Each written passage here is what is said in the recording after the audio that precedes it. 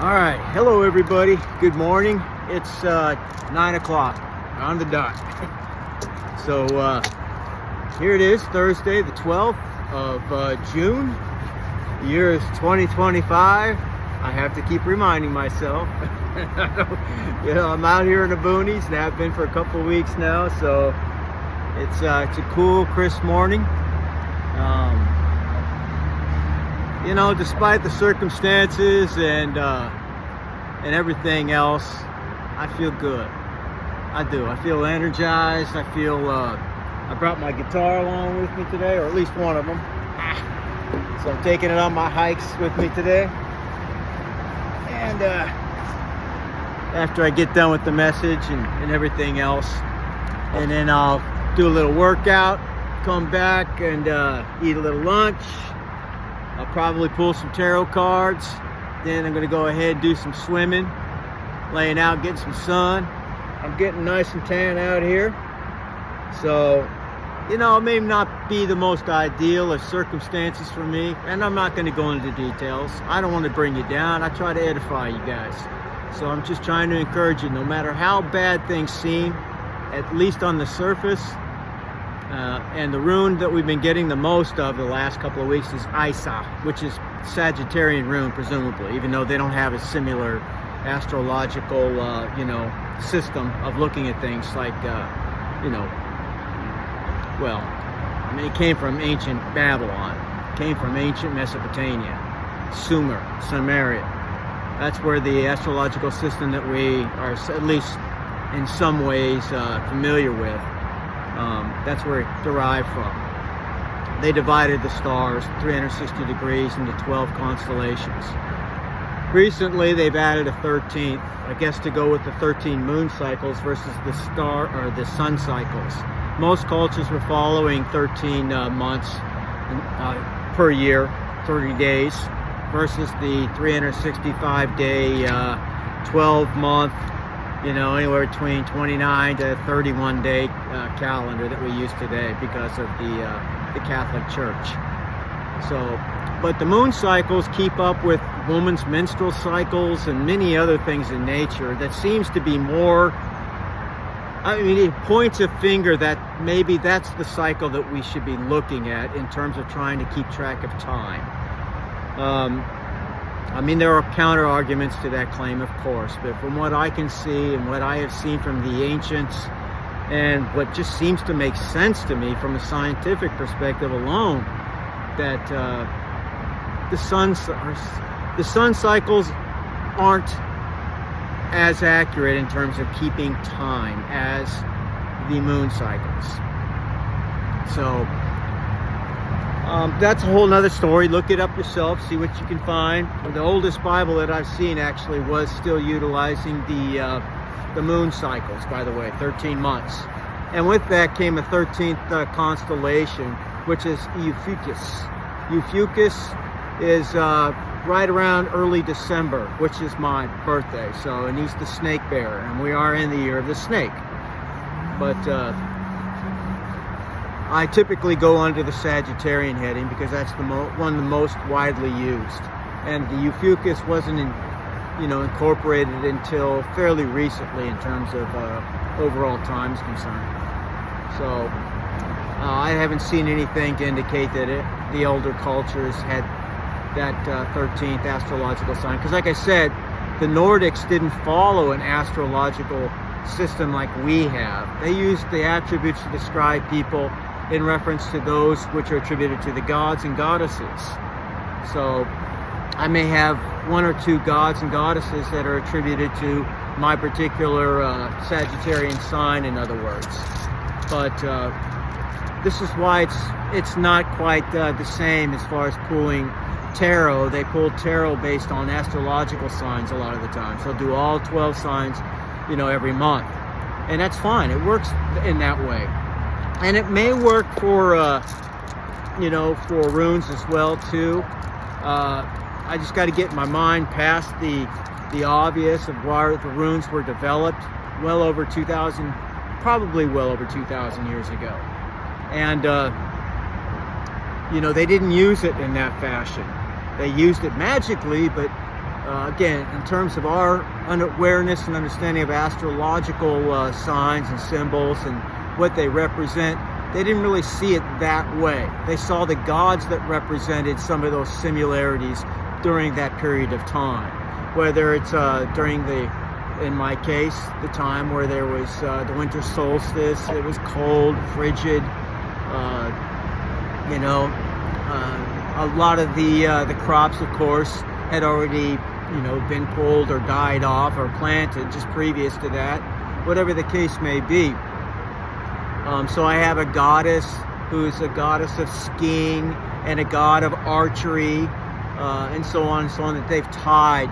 Now, when I say they, I'm talking about modern, research and so on, have tied those particular gods and goddesses to those astrological signs. So there is no real ancient comparison that I'm aware of yet.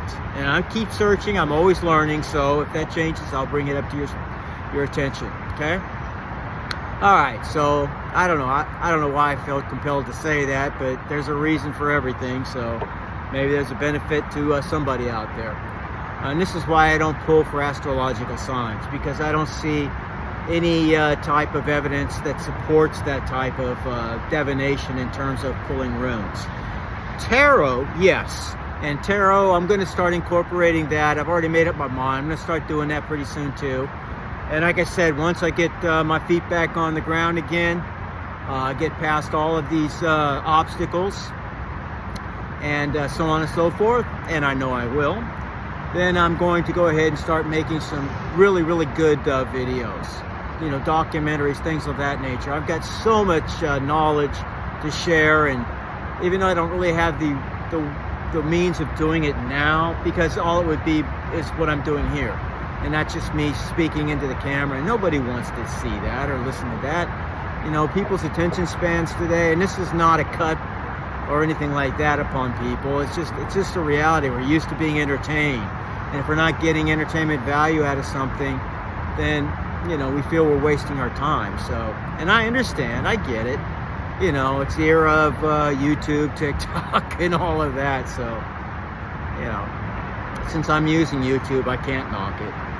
It is what it is. But I just don't have the means of actually doing that right here, right now. I don't have any of that software in my phone, and even though some of the stuff that they say is free, I've utilized that, but they always make it so you can't complete any project without having to purchase their software, really. Or it's going to take you months to complete a project, and that's kind of where I've been. I've been doing the trickle-down effect, trying to complete a few projects that way, but it's taking forever. And I'm just doing the best I can with what I have available. So, and I'm not one to keep secrets or lie. So I'm here to encourage people that no matter how bad your situation is, and again, Esau, since we've been seeing that particular rune so much, reminds us it can always be worse. Always. Okay? I gave the example of Esau being like, well, that's Haglis, actually, the hailstorm and everything, but we got that this week too. So Haglis reminds us, of course, that you can have your crops and everything else, they can already be ready for harvest, and one particular hailstorm can destroy all of it, or a good portion of your crops. So, but it could be worse. It could always be worse than that. So, and sure, that's true. Sometimes it takes a great deal of faith and imagination to say, how can it be any worse than this, Lord? Damn it! But it can. So, all right, to the reading. Now, this week in particular, we've had some excellent energy. I closed off saying that we had Fehu twice. One for the overall weekly energy, and yesterday as well for the future energy of yesterday.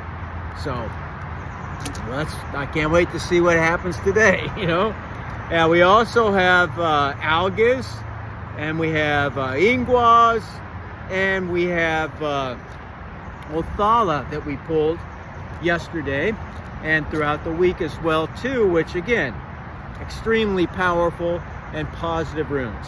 Algis gives us friendship and optimism, aspirations, being fortunate, your soul, and you want to guard that too. You do. You want to make sure that you try to focus on the positive and try to dispel quickly the negative. Okay? Connections with the gods themselves. We've seen that multiple times. Awakening, warding off of evil, and following your intuition. So instead of just going over each and every day, over and over and over what each of these runes is, I'll just say with the positive energy that we've gotten this week so far, on terms of sexuality, perhaps you're feeling very virile or amorous this week. Well, you have the energy in which to explore in that realm today. Or this week. We got the rune Pertho twice yesterday, and that deals with sexuality. We also got Fehu again yesterday, as well as the overall weekly, which deals with sexuality. Ingwas as well we pulled, and it deals with sexuality. So it's a very strong, impulse in every human being. It's the most potent energy. It's your creative force, your sacral chakra. So you use that to manifest, to create with. So you can either use it with a loved one, and there's nothing wrong with that. You actually are creating there as well, whether you're creating a child or just a closer bond with that person. Or you can use it for your creative endeavors, whether you're a musician, you're an artist, a poet, a writer, whatever it is that you do that makes you feel, good and creative. We also have connections with the gods covered. 3 different runes: Algiz, Ingwas, and again, Othala. Connections with the gods is important. If you believe in any way, shape, or form, if you're spiritual, and yet you have these religious aspirations attached to that, where you believe in the different gods and goddesses, different cultures, and it doesn't matter, whatever it is you believe. I have no judgment. So this is a good week in order to explore that. Your intuition is also on point this week through the same 3 runes. So trust what your gut is telling you, okay? Whatever it's telling you, believe it. That's your soul speaking to you.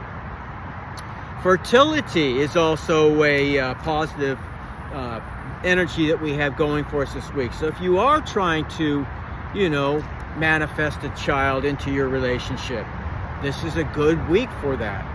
So we have that with Ingwas and Fehu yet again. As far as success goes, that's covered by 4 runes. So if you're charting some new endeavor, you can almost rest assured that it's going to be successful as long as you're putting in the energy. Okay? And that's covered under Fehu, Othala, Ingwas, and Algiz. Wealth, also covered twice, by the same rune this week. And that's pretty much unheard of. That's like 2 major arcana, the exact same cards being pulled out twice for the same thing in tarot. So we see that in Fehu, and we also see it in Othala. Now we see power. Now that's power to create or power to destroy, like the god Jiva, in Hindu belief system, for example. But we see that manifested in the runes Fehu. We see that, but Thor as well. We see that the power rune in Algiz and in Ingwas as well. Now, as far as talking with your ancestors, I know what the Bible says about that, and you'll have to search your own soul to see if that is something that is, you feel comfortable with. I certainly do, and I was a Christian for decades. So, and I've read the book very thoroughly. I have all the Greek, Hebrew, and Aramaic lexicons, dictionaries.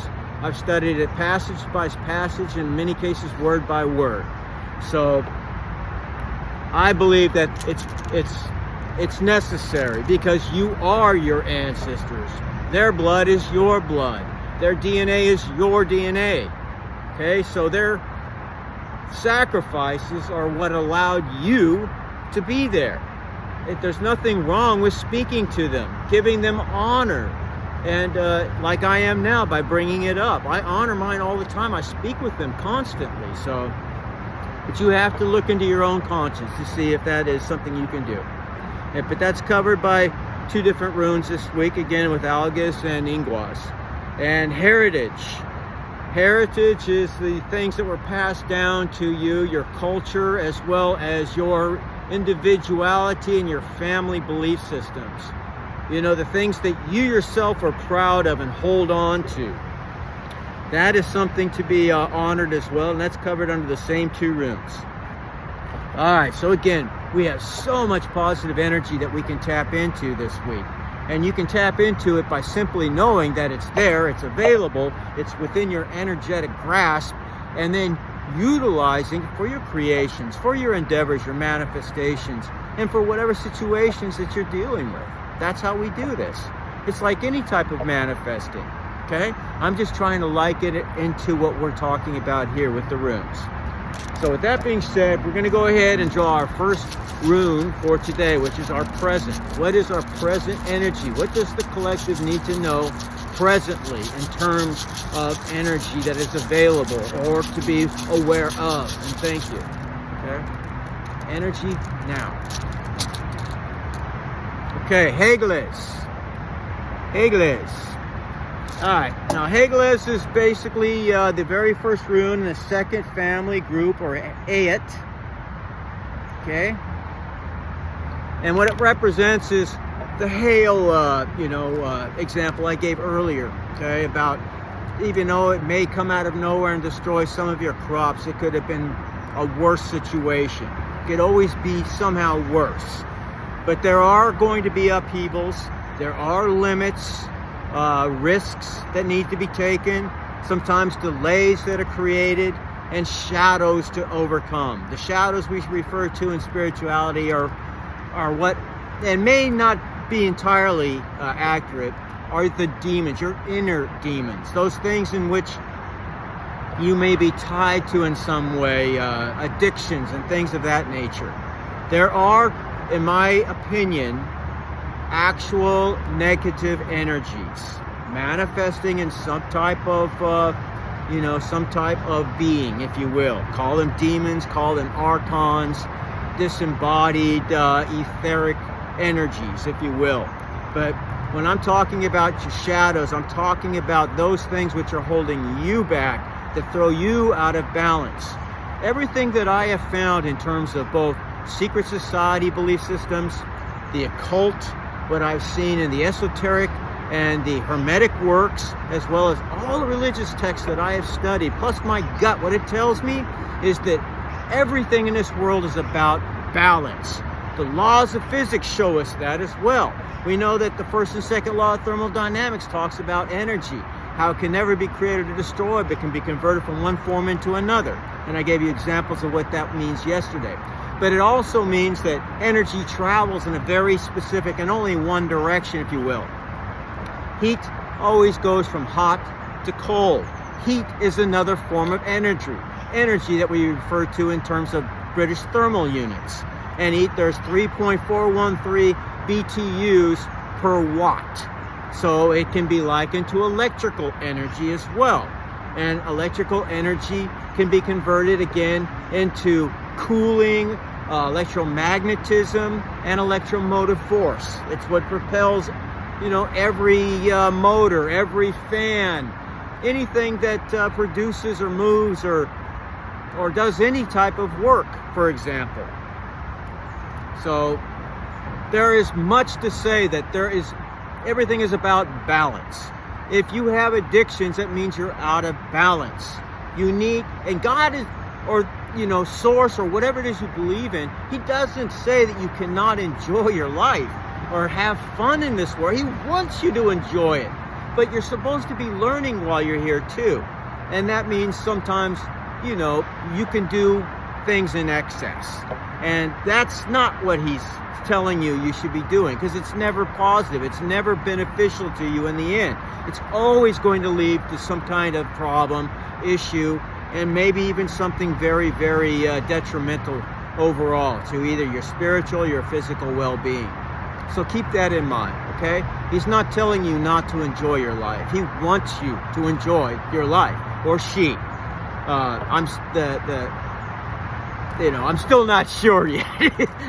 maybe it's basically, and this is where we see this again echoed in things such as the statue of Baphomet, being both male and female. We also see things likened to that in terms of some of the Gnostic beliefs, but we also see that echoed a lot in the occult world. So, I mean, I'll share these when I make my videos, especially in Gnosticism. The very first book in that, deals with the creation of mankind and so on, and how the archons and the false god, if you will, had created mankind, but he didn't have a spark.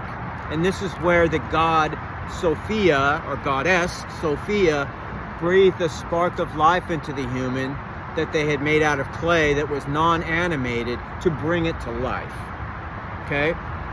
And there's a lot to that story, and there's a lot of meaning behind that story, and I don't have the time to get into it now.